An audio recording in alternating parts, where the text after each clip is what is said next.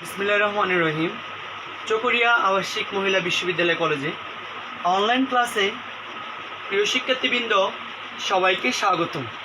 আজ আমার online class হচ্ছে department of accounting, BBA honours, BBS pass course, third year.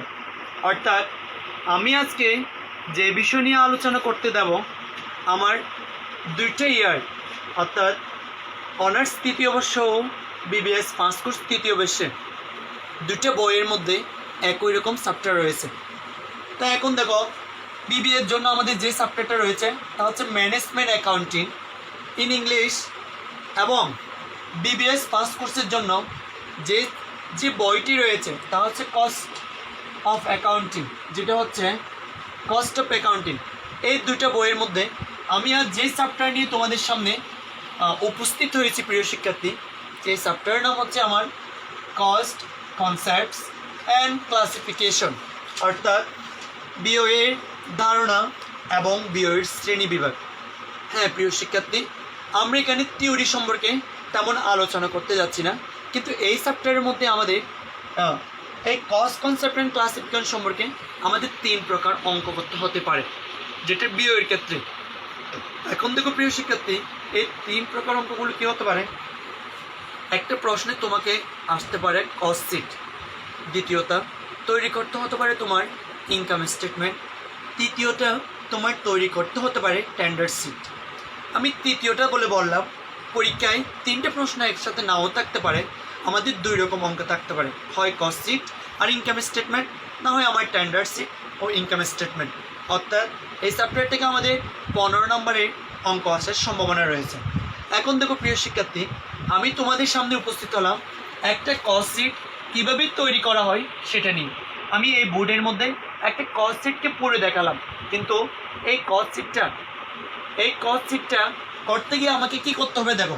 প্রথমত আমার যে ইনস্টিটিউশনের নেম রয়েছে তাকে আমাকে প্রথমে লিখতে হবে। আমি এখানে লিখলাম নেম অফ ইনস্টিটিউশন, যে প্রতিষ্ঠানের নাম থাকবে তা লিখবো। এরপর লিখবো, আমাকে কস্ট শিট করতে বলে কস্ট শিট লিখবো, টেন্ডার শিট করতে বলে টেন্ডার শিট লিখবো, আমাকে যদি ইনকাম স্টেটমেন্ট করতে বলে তাহলে আমি ইনকাম স্টেটমেন্ট লিখবো। এখন দেখো প্রিয় শিক্ষার্থী, এই অঙ্কটা করার জন্য আমার এখানে একটা অবশ্যই তারিখ দেওয়া থাকবে। সেই তারিখটা দেখো, ফর দ্য ইয়ার এন্ডেড, যে সালের আমার অঙ্ক শুরু হবে সেই সালের লাস্টের সালটা আমার এখানে লিখতে হবে। এখন দেখো প্রিয় শিক্ষার্থী, কস্ট শিটটা আমি তৈরি করতে গেলে আমাকে কীভাবে শুরু করতে হতে পারে, আমি এখানে একটা কলাম করে দেখাইছি। আমি এখানে সংকলন না হওয়ার কারণে এর পাশে নিয়ে গেছি। শুধু অঙ্কটা হবে আমার 3টে কলামে, যেটাকে আমি প্রকাশ করতে পারি পার্টিকুলার্স, টাকা, টাকা। এখন দেখো শিক্ষার্থী, আমি শুরু করলাম এখানে ওপেনিং স্টক অফ র মেটেরিয়াল। কথা আসতে পারে সরাসরি ওপেনিং স্টক অফ র মেটেরিয়াল থাকবে না, কিন্তু অনেক সময় 3টা মেটেরিয়ালকে একসাথে প্রকাশ করতে পারে। একটা স্টক অফ র মেটেরিয়াল, আরেকটা হচ্ছে ওয়ার্ক ইন প্রসেস, আরেকটা হচ্ছে তোমার ফিনিশড গুডস। যদি 3টা একসাথে দিয়ে থাকে, এখানে যদি ওপেনিং বলা না থাকে, পাশে অবশ্যই তারিখ দেওয়া থাকবে 1/1 যে কোনো একটা সাল। এবং ক্লোজিংয়ের করতে গেলে তোমার যদি ক্লোজিং কিনা আর কিছু এটা দেওয়া না থাকে, তোমাকে ধরে নিতে হবে 31/12 যে কোনো সাল দেওয়া থাকলে এটাকে ক্লোজিং বলে। ক্লোজিংও বলা হয় তোমার, এন্ডিংও বলা হয়ে থাকে। এখন দেখো, আমি কস্ট শিটটা তোমাদের জন্য শুরু করতে যাচ্ছি। কীভাবে আমরা শুরু করবো তা একটু ভালো করে শিক্ষার্থী মনোযোগ দিলে হয়তো তোমরা পুরো অঙ্কটা এখান থেকে শিখে নিতে পারবে। প্রথমে আমি শুরু করলাম, দেখো প্রিয় শিক্ষার্থী, opening stock of raw materials. দেখো শিক্ষার্থী, এই ভিডিওটা দেখার সময় যদি আমার এই লেখাগুলো যদি বোঝা না যায়, হয় আপলোড দেওয়ার পর আমি যে মুখে বলতেছি সেদিকে যদি তোমরা ভালো করে মনোযোগ দাও, লেখার দিকে আর খেয়াল না করলেই চলবে। দেখো, এই র মেটেরিয়ালসের সাথে আমি পারচেস অফ র মেটেরিয়ালস, যে র মেটেরিয়ালসটা আমি ক্রয় করব সেটাকে আমি অ্যাড করব, যেটাকে বলে প্লাস। অ্যাডের আমি অ্যাড না লিখে এখানে আমি প্লাস দিয়ে লিখলাম তোমাদের জন্য। এরপর এই র মেটেরিয়ালটা আমাদের কারবারে আনার জন্য একটা আমাকে পরিবহন দিতে হয়, যেটাকে ক্রয় পরিবহন বলে, যা ইংরেজিতে আমরা বলতে পারি ক্যারি ইনওয়ার্ডস, যেটা আমরা যোগ করব।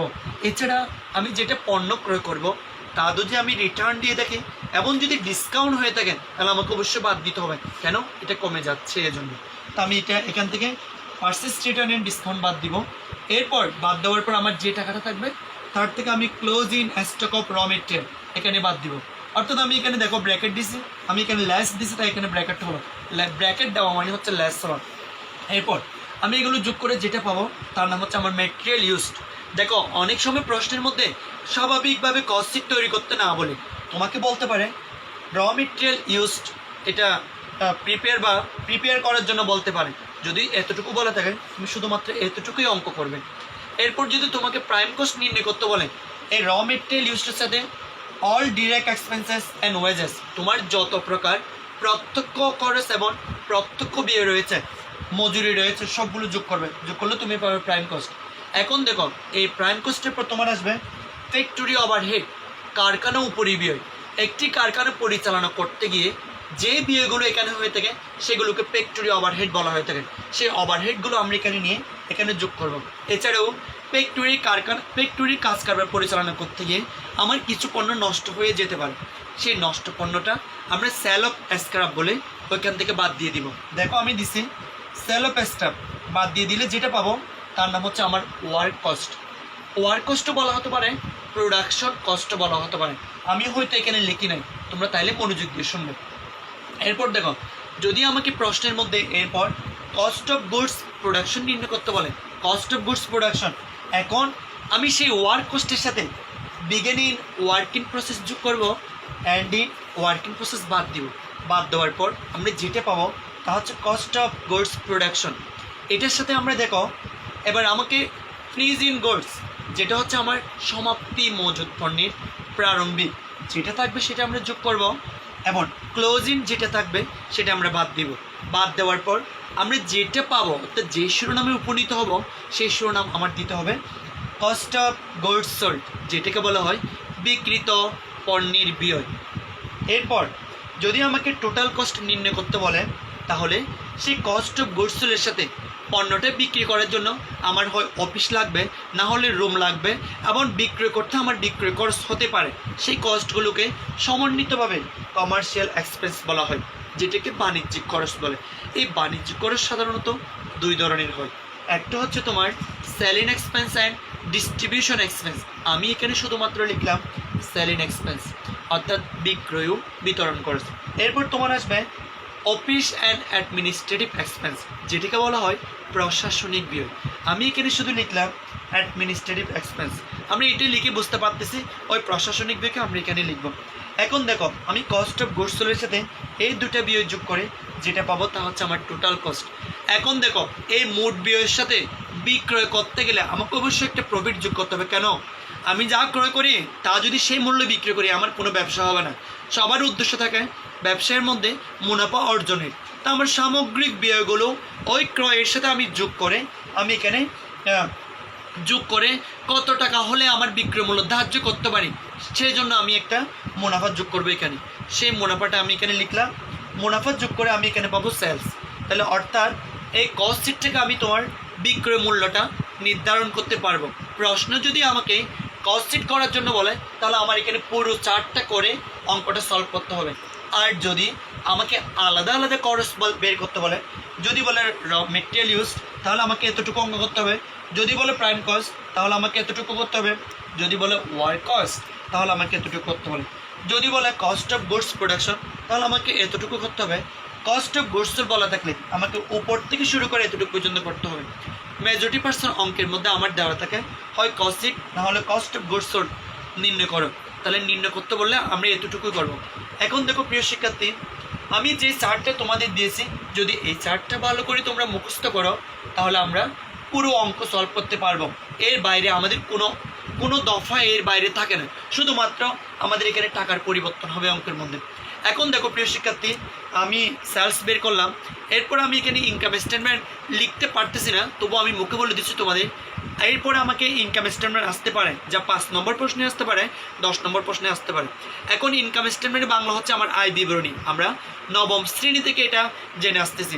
আয় বিবরণী যখন করতে যাব আমরা প্রথমে আমরা সেলস লিখব, যেটা বিক্রয়। বিক্রয় থেকে যদি তোমার কোনো সেলস রিটার্ন বা সেলস ডিসকাউন্ট টাকা বাদ দিতে হবে, বাদ দিয়ে যে টাকাটা পাবো ওইখান থেকে আমাদের কস্ট অফ গুডস সোল্ড বাদ যাবে, অর্থাৎ বিক্রিত দ্রব্যের ব্যয়। বাদ দেওয়ার পর যা পাবো তা আমার গ্রস প্রফিট, যেটাকে বলা হয় মোট মুনাফা।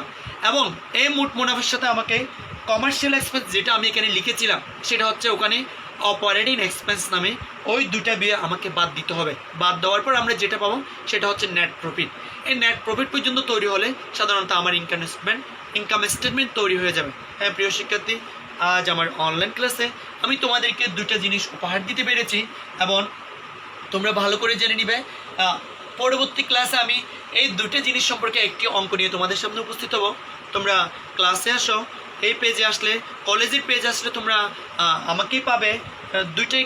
আর যদি কেউ যদি না ঢুকে থাকে তোমরা জানিয়ে দিবে যে তোমাদের ক্লাসটা এখন অনলাইনে নেওয়া হচ্ছে। আনোয়ার স্যার প্রতি সপ্তাহে একটা করে ক্লাস নেবে, এই কথাটা বলে দিবে। আর এটা ভালো করে জানবে, মহামারীতে তোমরা সবাই স্বাস্থ্যবিধি মেনে চলো। এই কথা বলে আমি আজকের ক্লাস এখানে শেষ করলাম। খোদা হাফেজ।